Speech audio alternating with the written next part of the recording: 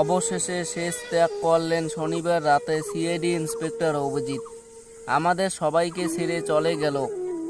হঠাৎ করে জানা যায় যে শনিবার রাতে তিনি ছাদ থেকে পড়ে গিয়ে বুকের মধ্যে অনেক আঘাত পেয়েছিল। জানা যায় যে তার অবস্থা বেশি হওয়ার কারণে তাকে মুম্বাইয়ের বেডরুমসে রাখানো হয়েছে। তারপর জানা যায় যে বুকের আঘাতের কারণে তার মৃত্যু হয়। সিআইডি অভিজিৎ স্যারের মেয়ে বারবার বাবার মৃত্যুর খবর শুনে বারবার অজ্ঞান হয়ে যাচ্ছে। যখন অভিজিতের মৃত্যুর খবর বাড়িতে চলে আসে, তার মেয়ে এবং তার স্ত্রী বারবার কাঁদতে কাঁদতে অজ্ঞান হয়ে যাচ্ছিল।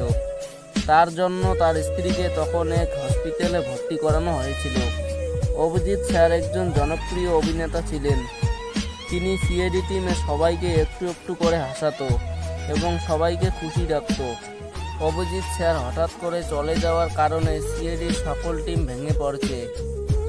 অভিজিৎ স্যারের মৃত্যুতে আপনার কতটা খারাপ লেগেছে কমেন্ট বক্সে এসে জানাবেন।